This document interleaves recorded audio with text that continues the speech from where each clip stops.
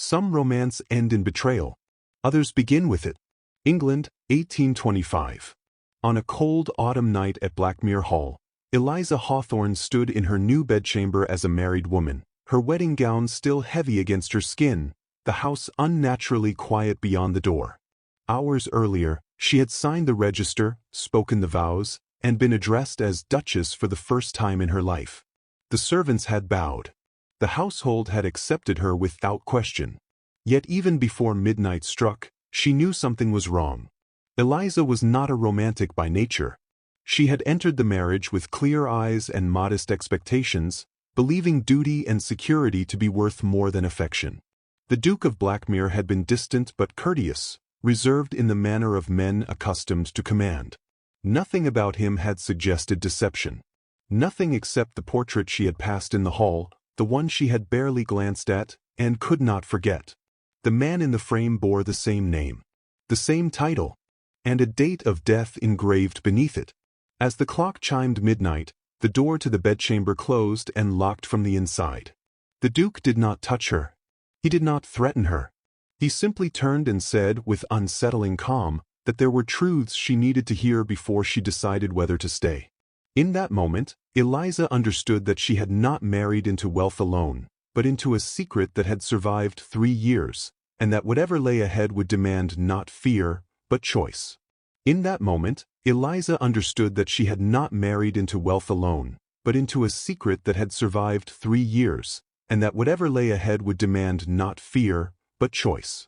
But before that moment came the day itself.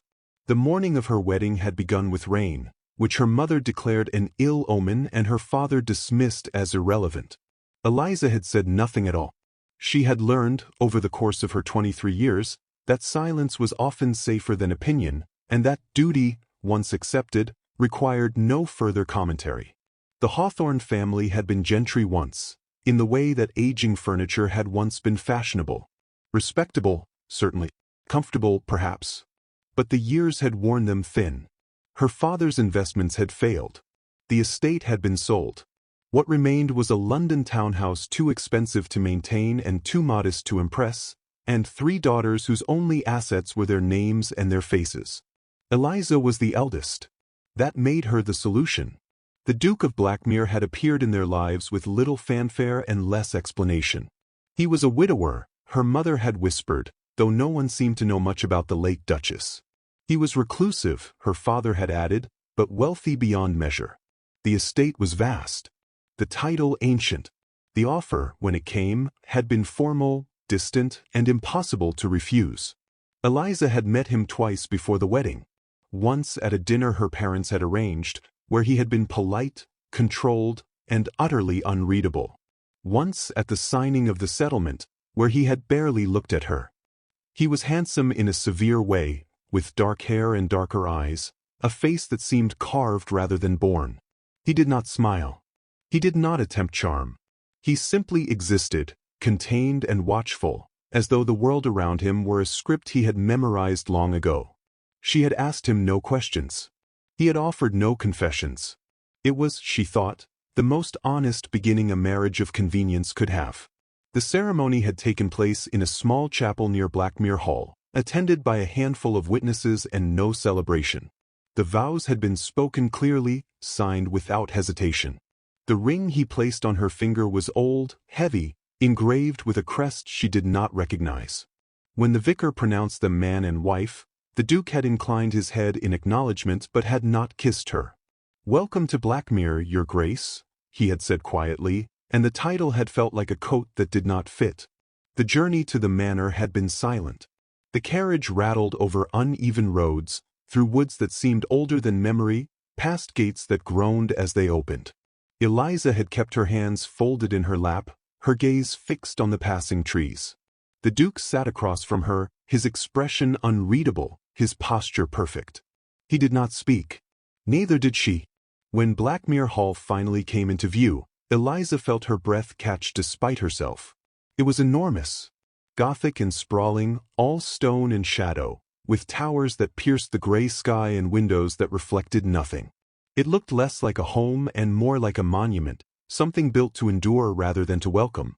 The grounds were immaculate, The gardens severe.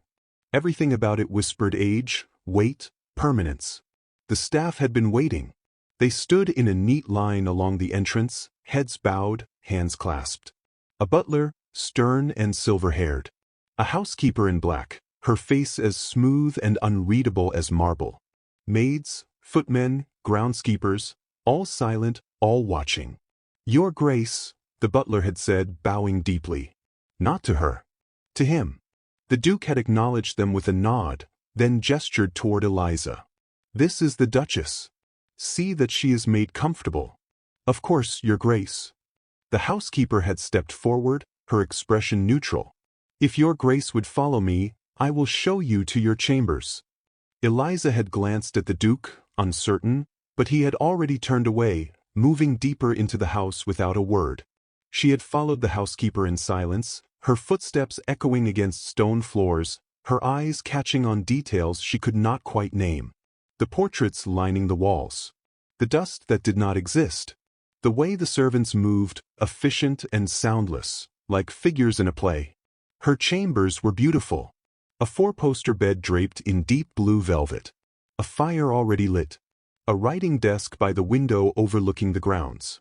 It was more luxury than she had known in years, and yet it felt cold, impersonal, like a room prepared for a guest who would not stay long. "Dinner will be served at 8, Your Grace," the housekeeper had said. "His Grace prefers punctuality." Of course. The woman had curtsied and left without another word. Eliza had stood alone in the center of the room, still wearing her traveling cloak, still holding her gloves. She had expected nervousness. Instead, she felt only a strange, creeping unease, as though she had stepped into a house that had been holding its breath. Dinner had been worse. The dining room was cavernous, lit only by candlelight, the table long enough to seat 20 but set for 2. The Duke sat at the head. Eliza sat to his right.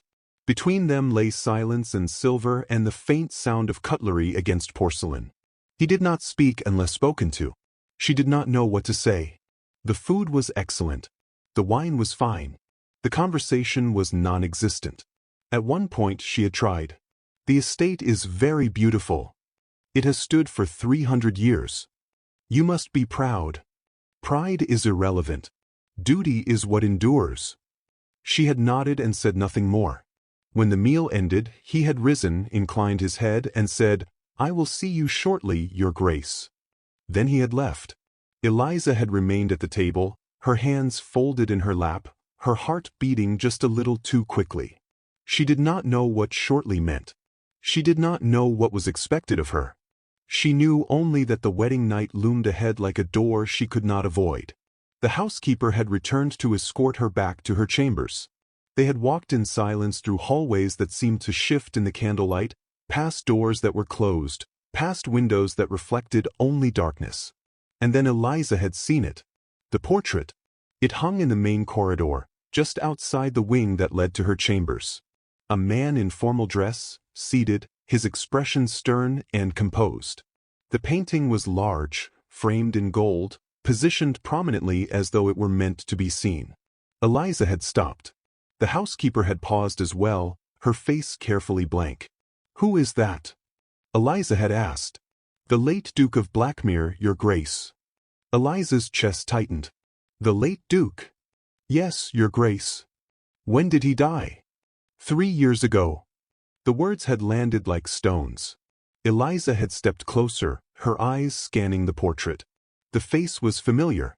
The dark hair. The severe expression. The same man who had sat across from her at dinner.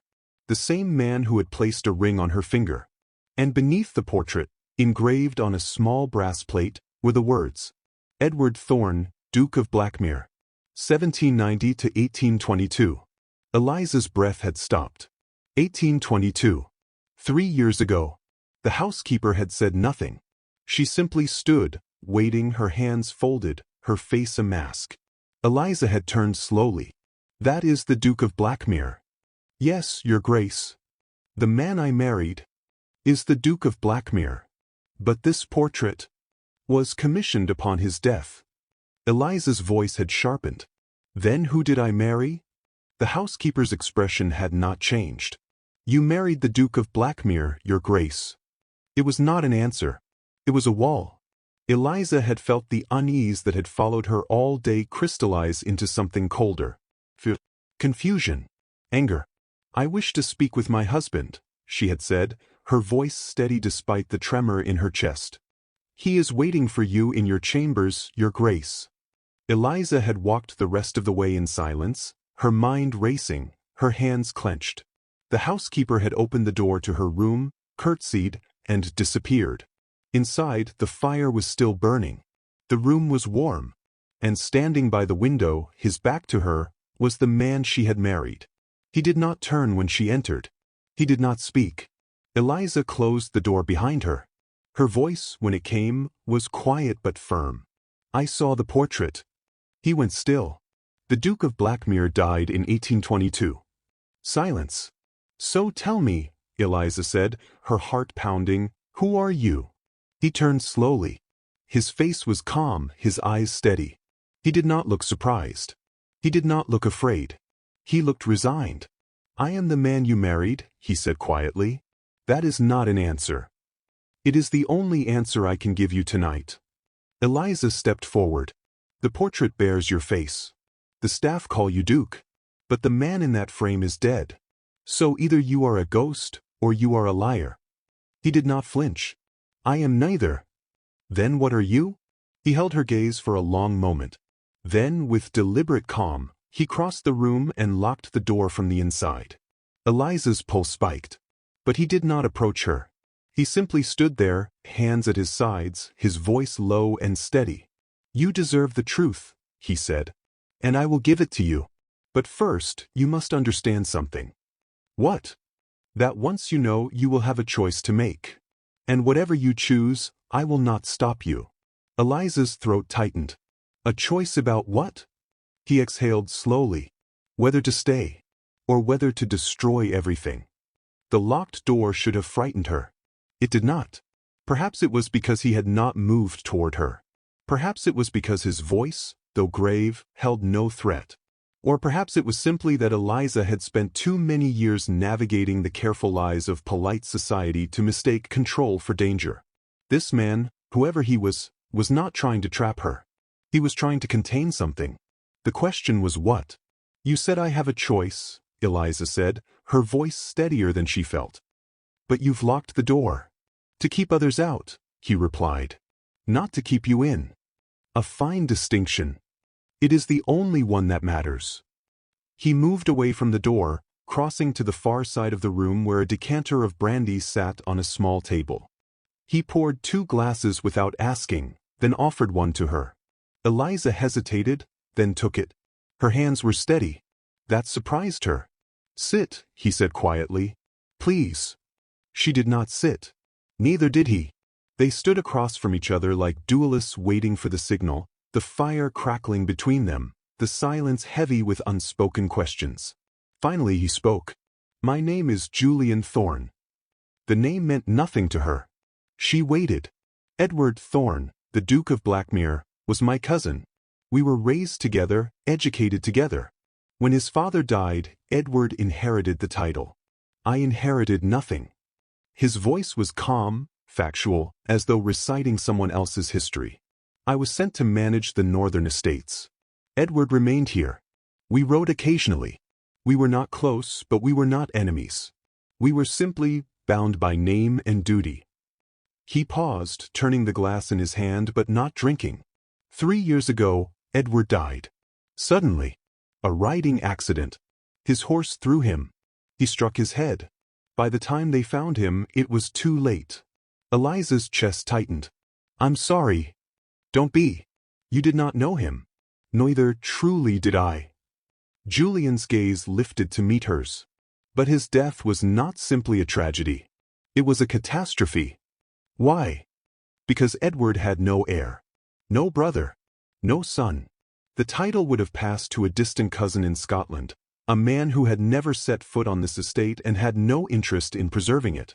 The entail was clear. The law was unforgiving. If Edward's death were made public, Blackmere would have been carved apart, sold off, dissolved. The staff, dozens of families who have served this estate for generations would have been cast out. The tenants would have lost their homes. Everything Edward's family had built for 3 centuries would have been destroyed within a year. Eliza's breath caught. "So you lied. So I took his place." The words hung in the air between them, stark and undeniable. Julian set his glass down, his expression unreadable. "The estate steward came to me the night Edward died. He was the one who found the body. He was also the one who understood what exposure would mean. He proposed the deception. I refused at first. But he was right. Edward and I were similar enough in appearance. I had been away for years. Few in society would remember my face. The staff could be trusted. The solicitors could be managed. If I took Edward's name, his title, his life, the estate could survive. And you agreed." "I agreed." Eliza stared at him, her mind racing. "You have been living as another man for 3 years." "Yes. The household knows. Every member of this household knows. The steward, the housekeeper, the butler, even the kitchen staff. It is not a secret kept by one man, Your Grace. It is a secret kept by an entire estate. And they all lie for you. They lie for Blackmere, for their families, for their futures." His voice softened. "I am simply the man who wears the mask." Eliza turned away, pacing toward the window. Rain had begun to fall, streaking the glass, blurring the world beyond. Her reflection stared back at her, pale and unfamiliar. "Why tell me now?" she asked quietly. "You could have let me believe the lie." "I could have," Julian admitted. "But I will not build a marriage on deception." She turned sharply. "We are already married on deception. I signed a certificate bearing a dead man's name. Yes. And that is why you deserve the truth." He stepped closer, but not too close. "You were brought here under false pretenses. You were told you were marrying a duke. You were not. You were marrying a man pretending to be one. That is a betrayal, and I will not compound it by trapping you in ignorance." Eliza's hands tightened around her glass. "So what happens now? You tell me the truth and expect me to simply accept it?" "No." His voice was firm. "I expect you to choose." "Choose what?" "Whether to stay or go. Whether to keep the secret or expose it. Whether to be complicit in this lie or to destroy it entirely." He met her gaze without flinching. "I will not stop you, whatever you decide. If you wish to leave tonight, I will arrange a carriage. If you wish to go to the authorities, I will not prevent you. If you wish to remain here and live as Duchess in name only, that is also your right. But you will not be a prisoner. You will not be silenced.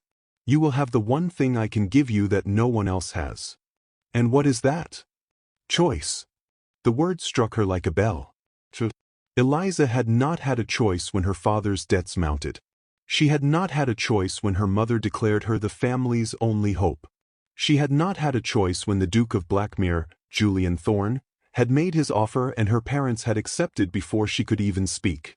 She had been a pawn in someone else's game for so long that she had forgotten what it felt like to hold the board. And now this man, this stranger who had lied to the world but refused to lie to her, was offering her exactly that. "Why?" she asked, her voice barely above a whisper. "Why give me this power over you?"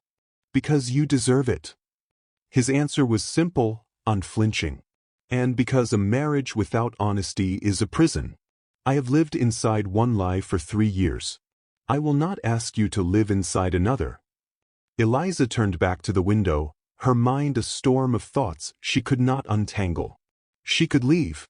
She could go to London, denounce him, expose the entire charade. The scandal would be extraordinary. The estate would collapse. Julian Thorne would be ruined. And so would she. A woman who married a false duke and stayed silent would be complicit. A woman who exposed him would be a fool who had been deceived. Either way, her name would be destroyed. Her family would be disgraced. The security she had sacrificed herself to secure would evaporate. But beyond that, beyond the practicalities and the consequences, there was something else. She believed him. Not because he was charming. Not because he had tried to manipulate her. But because he had done the one thing no one else in her life had ever done. He had told her the truth when he did not have to. "How long can this last?" she asked finally. "I don't know." "What happens if you're discovered?" "I will be arrested. The estate will be seized. Everyone who helped me will face consequences." "And if I stay?" "Then you become part of the lie. You will be the Duchess of Blackmere in name, and my wife in truth, and you will carry the weight of this secret alongside everyone else in this house. That is not a small thing to ask." "No," Julian said quietly. "It is not."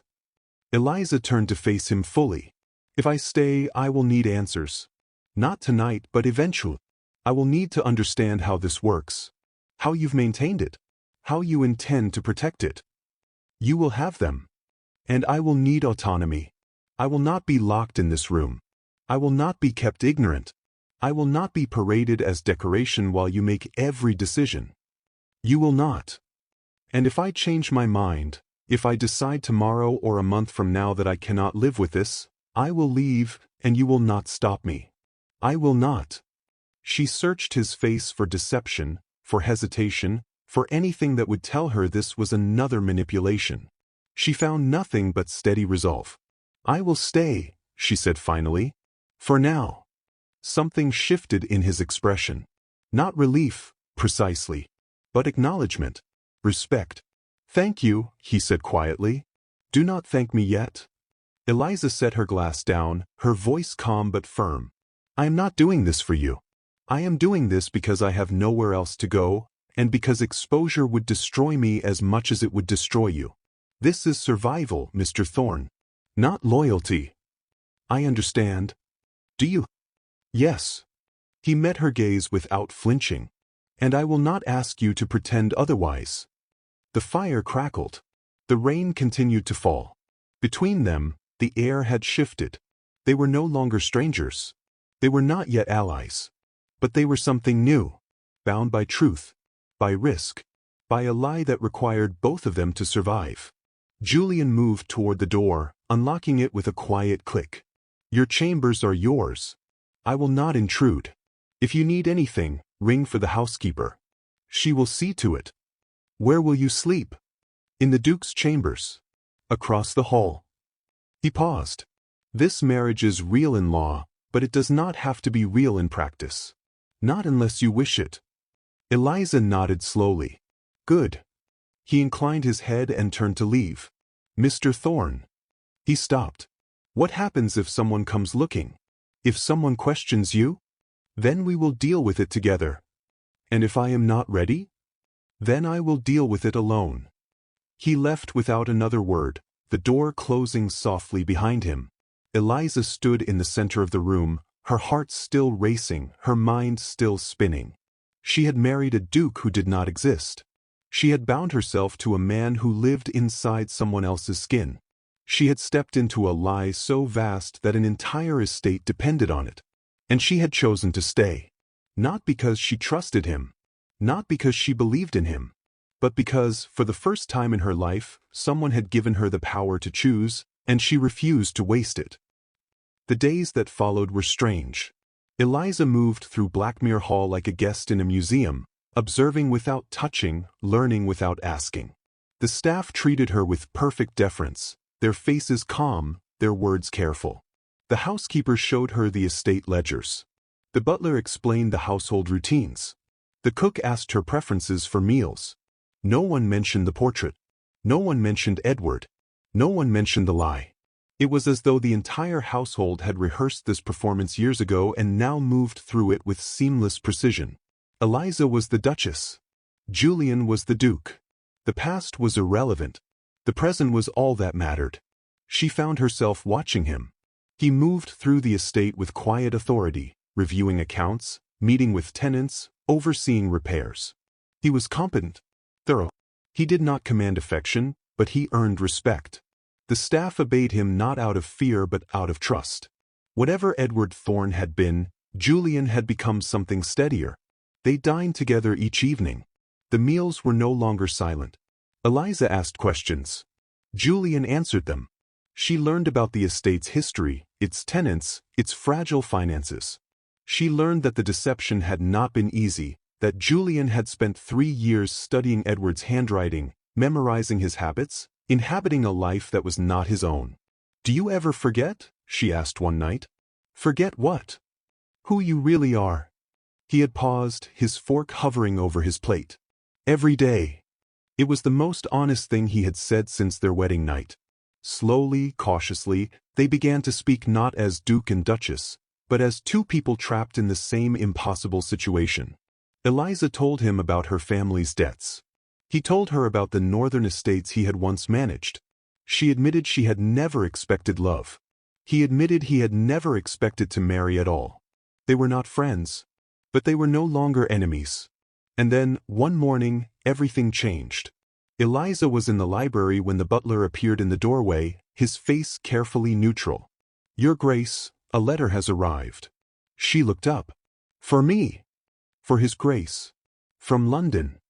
Julian appeared in the doorway moments later, the letter already open in his hand. His expression was unreadable, but Eliza had learned to recognize the tension in his shoulders. "What is it?" she asked. He handed her the letter without a word. It was from a solicitor in London. Formal, polite, and unmistakably dangerous. "We write to inform you that questions have been raised regarding the administration of the Blackmere estate. A formal inquiry has been requested by Lord Ashford, who claims discrepancies in recent filings. We respectfully request your presence in London at your earliest convenience to address these concerns." Eliza's hands tightened on the paper. "Who is Lord Ashford?" "Edward's cousin," Julian said quietly. "The man who would have inherited if Edward's death had been made public. And he's asking questions." "Yes." "What does he know?" "I don't know. But if he's asking questions, it means someone has noticed something. A signature that doesn't match. A timeline that doesn't align. Something." Eliza's pulse quickened. "What do we do?" Julian met her gaze, his voice calm but firm. "We go to London. Together. And we make sure he believes the lie." London was a different kind of prison. Eliza had grown up in the city, had learned its rhythms and rituals, had navigated its drawing rooms with the careful precision required of a woman with more breeding than fortune. But returning as the Duchess of Blackmere was something else entirely. She was no longer the eldest Hawthorne daughter, tolerated but unremarkable. She was a figure of interest, of scrutiny, of power she did not truly possess. The townhouse on Grosvenor Square was smaller than Blackmere Hall but no less imposing. Dark wood, high ceilings, furniture that looked expensive and uncomfortable in equal measure. The staff here was smaller, more efficient, their deference so practiced it felt rehearsed. Which Eliza supposed it was. Julian had explained the situation during the journey. Lord Ashford, Edward's cousin and the man who would have inherited had the deception been exposed, had been raising questions with the family solicitors. Nothing overt. Nothing accusatory. Just careful inquiries about estate management, about Edward's signature on recent documents, about why the Duke of Blackmere had become so reclusive in recent years. "He suspects something," Julian had said quietly as the carriage rolled through the countryside. "He may not know what, but he suspects." "What will you do?" "What Edward would have done. Meet with him. Answer his questions. Give him no reason to doubt." "And if he does doubt?" Julian's jaw had tightened. "Then we will deal with it." Now, standing in the drawing room of the Grosvenor Square townhouse, Eliza felt the weight of that promise. This was no longer a secret contained within Blackmere's walls. This was exposure waiting to happen. One wrong word, one inconsistency, one moment of hesitation, and everything would unravel. "You'll need to be seen," Julian said, interrupting her thoughts. He stood by the window, his posture rigid, his gaze fixed on the street below. "Ashford will be watching. So will others. If we appear as a united front, if you play your role as Duchess publicly, it will be harder for him to question the legitimacy of the marriage or the estate." Eliza turned to face him.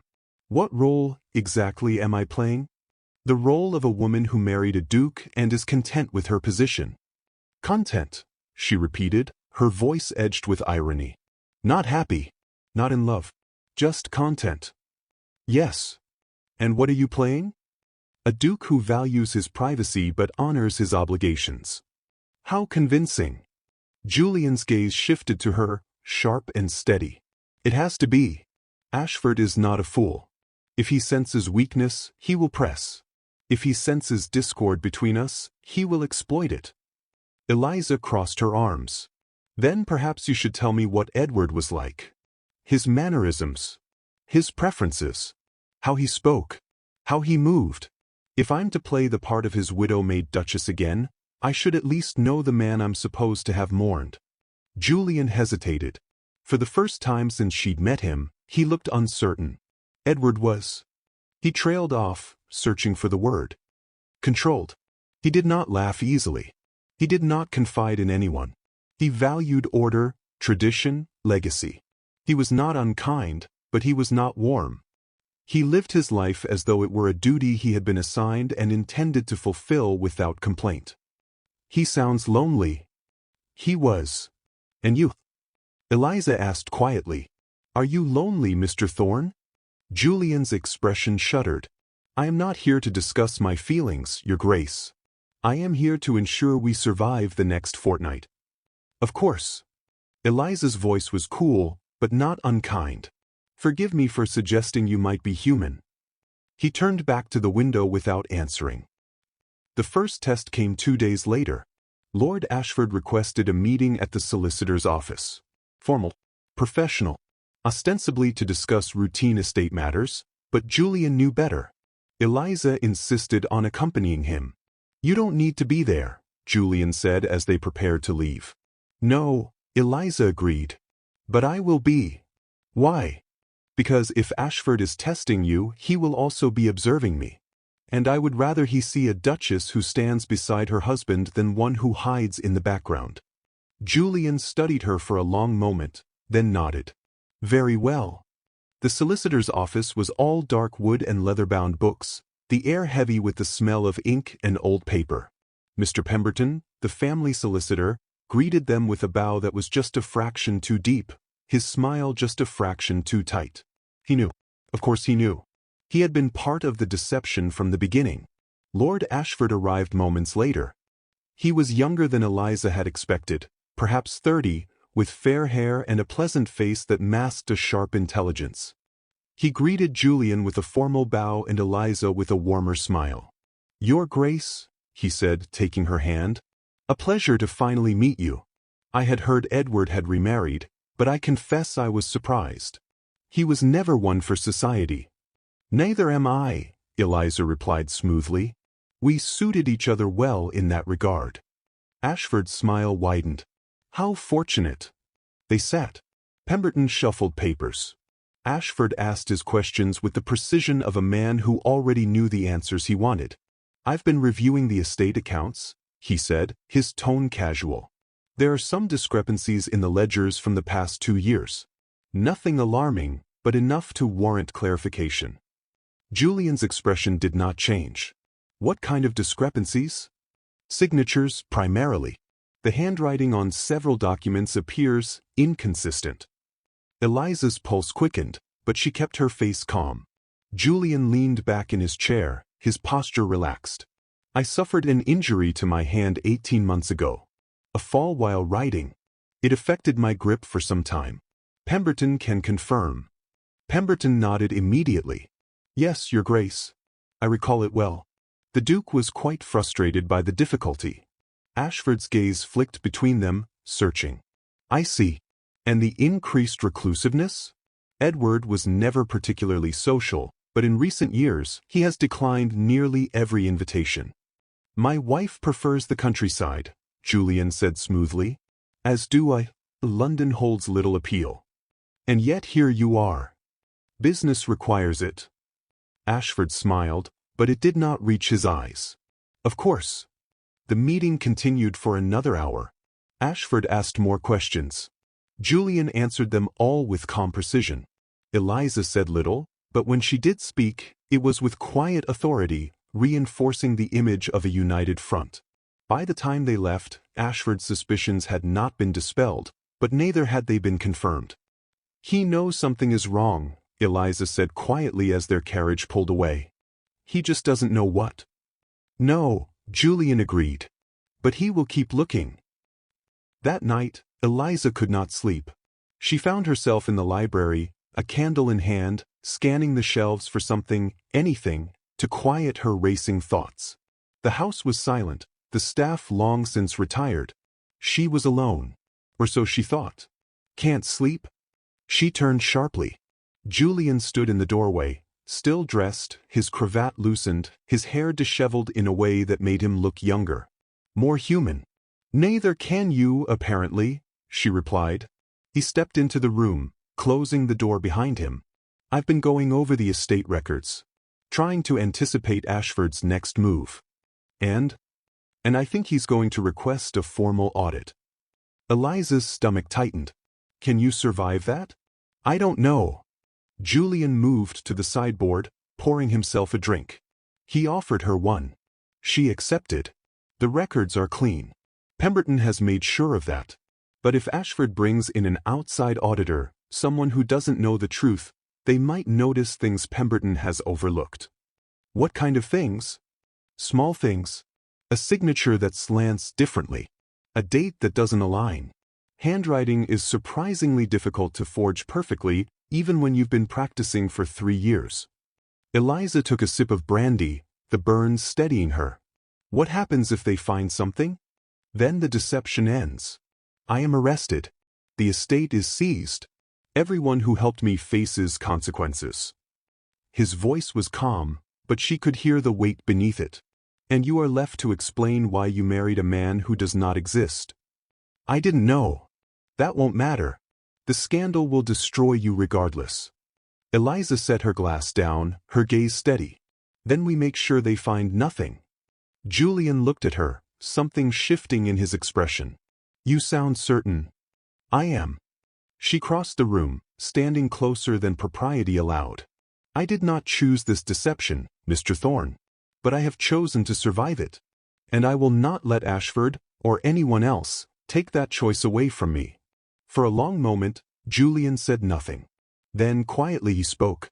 Why are you helping me? Because if you fall, I fall with you. Is that the only reason? Eliza hesitated. The truth was more complicated than self-preservation. She had spent the past weeks watching him, seeing the way he carried the weight of a life that was not his own. The way he honored the staff, protected the estate, bore the loneliness of living inside someone else's skin. He was not perfect. He was not a hero. But he was honest when he did not have to be, and he had given her power when he could have taken it away. No, she said finally. It's not the only reason. Julian's gaze held hers, searching. Then what is? Because you trusted me when you didn't have to. And because I think, despite everything, you are a better man than Edward ever was. His breath caught. For a moment, he looked as though he might speak, might say something that would shift the air between them into something neither could take back. Instead, he simply nodded. Thank you. They stood in silence, the candle flickering between them, the weight of unspoken things settling like snow. The turning point came a week later. Ashford had requested another meeting, this time at his own residence. A dinner party. Intimate. Just a few guests. Eliza and Julian among them. It's a trap, Julian said flatly as he read the invitation. Of course it is, Eliza agreed. Which is why we must attend. He'll be watching every move we make. Then we give him nothing to see. Julian looked at her, his jaw tight. You don't have to do this. Yes, Eliza said quietly. I do. The evening was exactly as suffocating as she had anticipated. Ashford's home was elegant, his guests carefully chosen. Politicians. Lawyers. People who mattered. People who would notice if the Duke and Duchess of Blackmere behaved strangely. Eliza played her role flawlessly. She smiled. She spoke when spoken to. She deferred to Julian with just enough warmth to suggest affection without overplaying it. But Ashford was relentless. He cornered Julian near the fireplace, his tone casual but his questions pointed. I've been thinking about Edward's accident. The one that injured your hand. Where did it happen? On the Eastern Trail near Blackmere, Julian replied without hesitation. Strange. I rode that trail with Edward many times. It's quite safe. Accidents happen regardless. True. Ashford sipped his wine. And you've recovered fully, I presume? Fully. Good. Then you won't mind signing a document for me this evening. Just a formality, really. Something to put the solicitor's concerns to rest. Eliza's heart stopped. Julian's expression did not change. Of course. What document? A simple affidavit confirming your identity and the legitimacy of your recent estate transactions. Pemberton will witness it. It was a test. A deliberate, calculated test. If Julian's handwriting did not match Edward's perfectly, Ashford would have proof. If it did, he would be forced to concede. Eliza stepped forward smoothly, her voice light. Forgive me, Lord Ashford, but must we discuss business this evening? I had hoped to enjoy your hospitality without talk of solicitors and affidavits. Ashford turned to her, his smile polite but unyielding. Of course, Your Grace. I simply thought it would expedite matters. Then let us expedite them tomorrow, Eliza said, her tone warm but firm. In proper daylight, with proper witnesses. Surely that is more appropriate than scribbling signatures over brandy. Ashford's gaze sharpened. For a moment, the room seemed to hold its breath. Then he laughed. You are quite right, Your Grace. How improper of me. Tomorrow then. Julian inclined his head. Tomorrow. The rest of the evening passed in agonizing politeness. When they finally left, Eliza's hands were shaking. That was close, she whispered as the carriage pulled away. Too close. Julian's voice was tight. Tomorrow, he will have his proof. One way or another. Then we make sure he gets the right proof. Julian turned to her, his expression unreadable. How? Eliza met his gaze, her mind racing. We don't give him your handwriting. We give him something else. Something that forces him to back down. Like what? A witness. Someone who knew Edward. Someone whose word Ashford cannot dispute. There is no such person. Anyone who truly knew Edward is either dead or would recognize me as an imposter. Then we create one. Julian stared at her. You want to fabricate a witness? I want to survive, Eliza said firmly. And so do you. For a long moment, Julian said nothing. Then, slowly he nodded. All right, tell me your plan. The plan was audacious, reckless, and it required absolute precision. Eliza had remembered something Pemberton had mentioned in passing, a former servant of Edward's who had left Blackmere years ago to care for an aging parent. A woman named Mrs. Calloway. She had known Edward well, but she had also been gone long enough that her memory could be flexible. Eliza found her in a modest home on the outskirts of London. The woman was elderly, her hands gnarled with age, her eyes sharp despite the years. Your Grace, Mrs. Calloway said, clearly surprised by the visit. I did not expect. I need your help, Eliza said simply. And in return, I can offer you security. A pension. A home on the estate if you wish. Mrs. Calloway's gaze narrowed. What kind of help? Eliza told her. Not everything. But enough. The woman listened in silence. When Eliza finished, Mrs. Calloway was quiet for a long moment. Then she smiled. Edward Thorne was a cold man. But he was good to me when my mother fell ill. If his cousin lives on in spirit through another, and that man honors the estate as Edward would have wished, then I see no reason to disturb the past. You'll testify? I'll do more than that, Your Grace. I'll make sure Lord Ashford believes every word. The meeting took place the following afternoon. Ashford arrived at the solicitor's office with the confidence of a man who believed he had already won. Julian was calm. Eliza was steady. And Mrs. Calloway was devastating. She spoke with the authority of someone who had served the Blackmere family for decades. She described Edward's habits, his preferences, his mannerisms. And then, with quiet certainty, she looked at Julian and said, This is the Duke I served. This is Edward Thorne. Ashford's face went pale. You're certain? He pressed. I raised that boy from the time he could walk, Mrs. Calloway said sharply. I know him better than you ever will, Lord Ashford. There was nothing Ashford could say. No question he could ask that would not make him look like a fool. He left the office in silence. Eliza and Julian did not speak until they were back at the townhouse. The door closed, the danger, for now, passed. "We did it," Eliza whispered. Julian turned to her, his expression raw. "You did it." "We did it," she repeated. And then, without thinking, without hesitation, Julian stepped forward and pulled her into his arms. It was not passion. It was not romance. It was relief. Gratitude. Trust. Eliza held him just as tightly, her heart pounding, her breath unsteady. When they finally pulled apart, Julian's voice was quiet. "I could not have done this without you." "I know," Eliza said softly. "Neither could I." They stood in the fading light, bound not by vows but by something stronger. Loyalty. Partnership. A bond forged in fire. And outside, beyond the safety of the townhouse walls, a letter was already being written. A letter that would summon them both back to Blackmere. A letter that would force the past to surface, once and for all. The letter arrived on a gray morning, delivered by a rider who would not meet Julian's eyes. Eliza found him in his study, the paper clutched in his hand, his face drained of color. She knew before he spoke that everything had changed.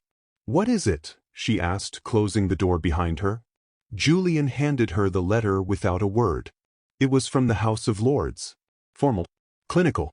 Devastating. A petition has been filed questioning the legitimacy of the current Duke of Blackmere's claim to the title. An inquiry has been ordered. You are required to appear before the Committee for Privileges to provide evidence of your identity and rightful succession. Failure to appear will result in forfeiture of the title and all associated properties. Eliza's hands trembled as she read it again, searching for some loophole, some way out. There was none. "Ashford," she said quietly. "Yes." Julian's voice was hollow. "He must have found something. Or someone willing to testify against me." "When?" 2 weeks. The hearing is in 2 weeks. Eliza sank into the chair across from him, her mind racing. A formal inquiry meant witnesses, evidence, legal scrutiny. It meant the deception would be examined under a lens too powerful to evade. Mrs. Calloway's testimony had bought them time, but it would not survive this. Not when the entire peerage was watching. "What will you do?" she asked. Julian looked at her, his eyes dark with something that looked like resignation. "The only thing I can do. I will tell the truth." "You'll confess?" "Yes." "They'll arrest you?" "Yes." "The estate will be forfeit. Everyone who helped you will face consequences." "I know." His voice cracked just slightly. "But I will not drag you down with me, Eliza. I will make it clear that you knew nothing, that you were deceived as much as anyone. You will be free of this." "Free." The word tasted bitter. "You think losing everything I've built here, watching you be destroyed, and facing the scandal alone constitutes freedom? It constitutes survival, which is more than I can offer you if you stay." Eliza stood abruptly, her hands clenched at her sides. "Do not make decisions for me, Julian Thorne. Do not tell me what I can or cannot endure. You gave me choice once. You do not get to take it back now." He rose to meet her, his expression pained. "This is different." "How?" "Because staying means standing beside a liar in front of the entire House of Lords. It means risking your name, your future, your very safety for a man who has nothing left to give you." "You think you have nothing to give me?" Eliza's voice shook. "You think I stayed these past months because of duty? Because of fear? I stayed because you trusted me when no one else did. Because you gave me truth when the world gave me only illusion. Because you—" She stopped, her breath catching. Julian's gaze locked on hers. "Because I what?" "Because you made me believe that a marriage could be built on something real. Not love at first sight. Not grand gestures. But honesty. Partnership. Respect." Her voice softened. "And somewhere along the way, I stopped pretending this was only survival. I stopped pretending you were only a means to an end." Julian's expression crumbled. "Eliza, I will not let you face this alone," she said firmly. "Whatever happens in 2 weeks, we face it together. As we have faced everything else." If you do this, there is no going back.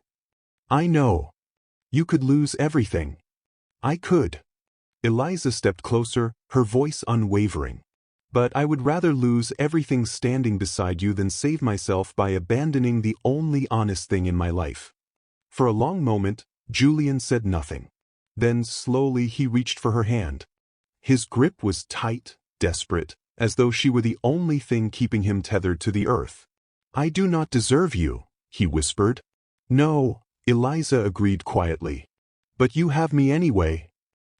The next 2 weeks were a blur of preparation. Eliza threw herself into the estate records, searching for anything that could help. She interviewed the staff, gathering testimonies. She wrote to Mrs. Calloway, asking her to testify again. She pored over legal texts until her eyes burned, looking for precedents, loopholes, anything that could reframe the deception as something less than fraud. Julian watched her with a mixture of awe and anguish. You should not be doing this, he said one evening as she sat surrounded by papers, her hair falling loose from its pins, exhaustion written across her face. And yet I am, Eliza replied without looking up. Why? She finally met his gaze.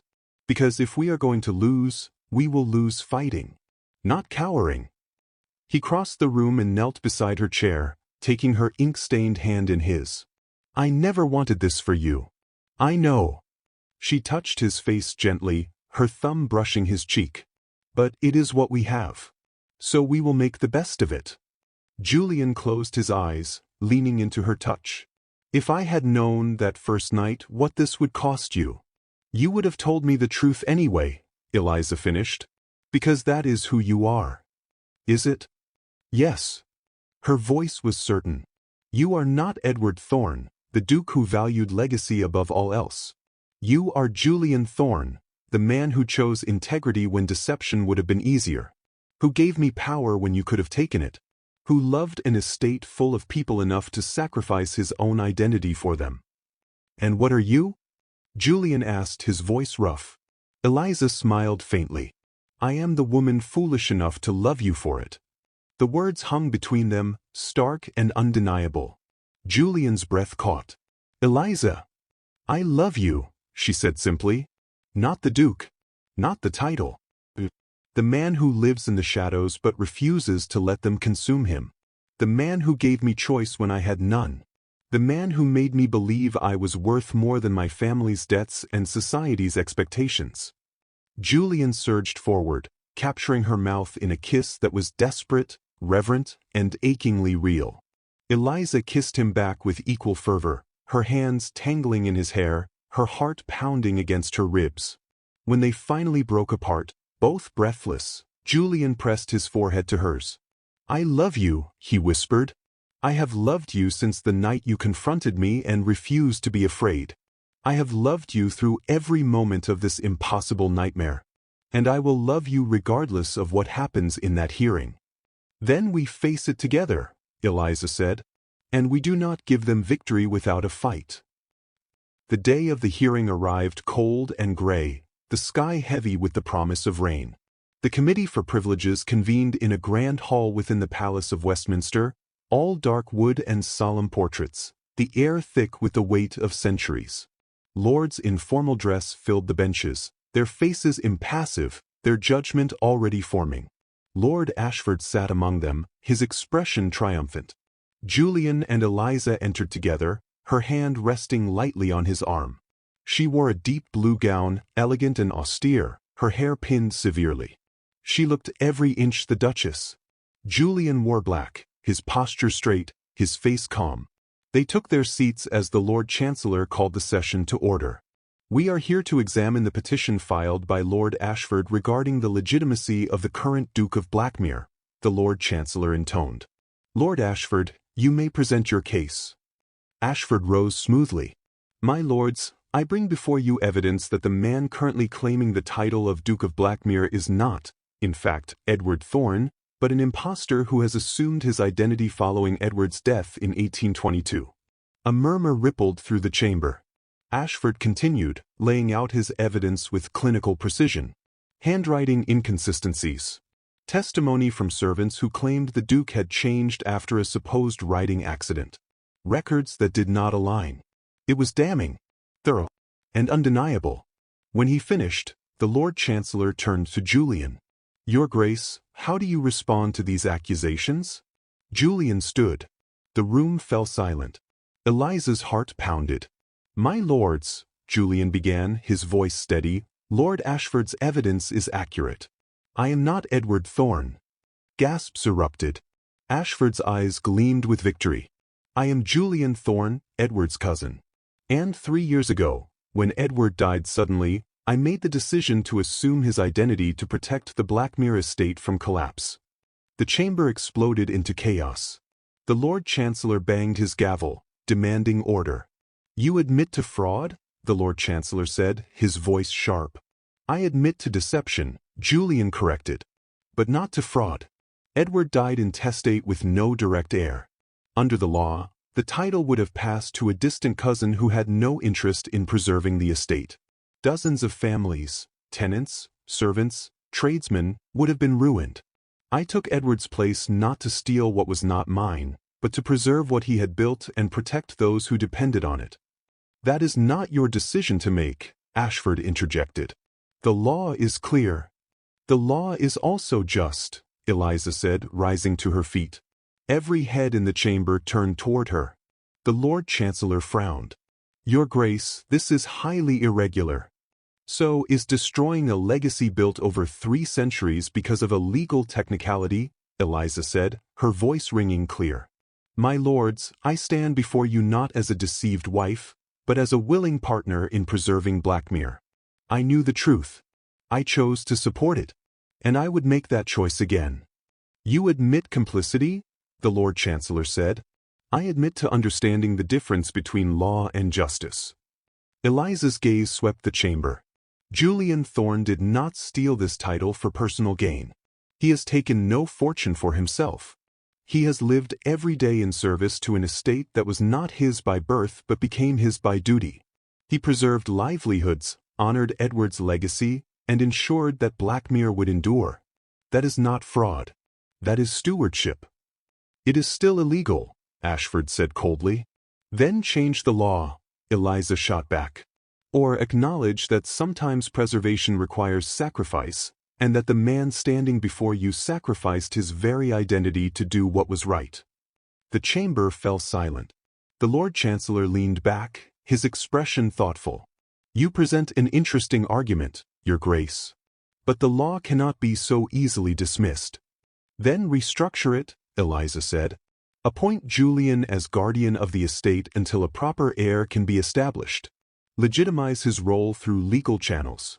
Acknowledge the deception but recognize its purpose. Do not destroy what he has preserved simply because he chose compassion over protocol." The lords murmured among themselves. Finally, one of the elder lords stood.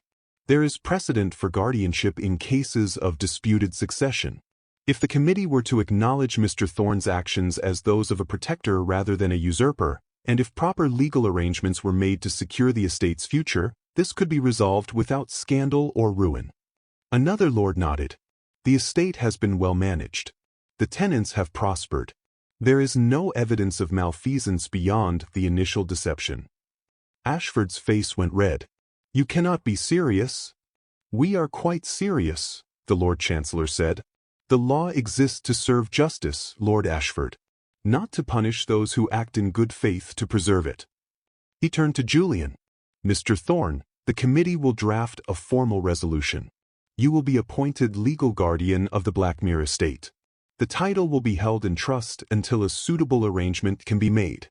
You will retain full authority over estate management, but you will no longer claim the title of Duke." Julian bowed his head. "I accept, my lord." "And you, Your Grace," the Lord Chancellor said to Eliza. "You understand that this marriage, contracted under false pretenses, could be annulled?" Eliza's gaze never wavered. "I understand, my lord. But I do not wish it to be." "You wish to remain married to Mr. Thorne, knowing he is not a duke?" "I wish to remain married to the man I love," Eliza said simply. "Title or no title." The Lord Chancellor's expression softened, just slightly. Very well. The marriage will stand. Ashford sputtered protests, but they fell on deaf ears. The decision was made. They walked out of the chamber together, the rain finally breaking as they stepped into the open air. Julian stopped on the steps, turning to face Eliza. You did not have to do that. Yes, she said. I did. You could have walked away. Been free of all of this. I was never trapped, Julian. Eliza took his hands in hers. You gave me choice from the very beginning. And I chose you. Not the Duke. Not the title. You. Julian pulled her close, his voice breaking. I have nothing to offer you now. No title. No fortune. Just a guardianship and a life spent managing someone else's legacy. You have yourself, Eliza said. And that is everything. He kissed her then on the steps of Westminster, in full view of anyone who cared to watch. It was not a kiss of desperation or relief. It was a kiss of choice. Of love freely given and freely received. When they finally pulled apart, Eliza smiled. Take me home, Julian Thorne. Where is home? Wherever you are. 6 months later, Blackmere Hall stood as it always had, solid, enduring, alive. The estate had been restructured, the guardianship formalized. Julian managed it with the same quiet competence he always had, and the staff followed him with the same respect. The tenants prospered. The land thrived. And Eliza was no longer the Duchess of Blackmere. She was simply Eliza Thorne, wife of Julian Thorne, guardian of an estate she had come to love. They had married again quietly, in the chapel at Blackmere. No false names. No pretense. Just two people choosing each other, honestly and completely. On a clear autumn evening, as the sun set over the grounds, Julian found Eliza in the garden, her hair loose, her expression peaceful. Regrets? He asked, sitting beside her. None, she said. You. Only that I did not tell you the truth sooner. Eliza smiled. You told me when it mattered. That is enough. Julian took her hand, pressing a kiss to her knuckles. I love you, Eliza Thorne. I love you, Julian Thorne.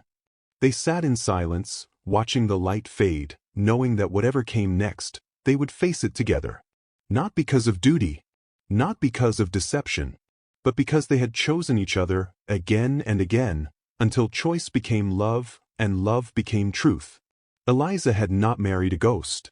She had married a man who had lived in the shadows, burdened by a name that was not his own, trapped inside a life he had never wanted. But she had seen him, truly seen him, and in doing so, she had set them both free. Thank you for watching this story unfold. If you enjoyed it, please like, subscribe, and let me know in the comments what you'd like to see next. Until then, may all your escapes lead to unexpected beginnings.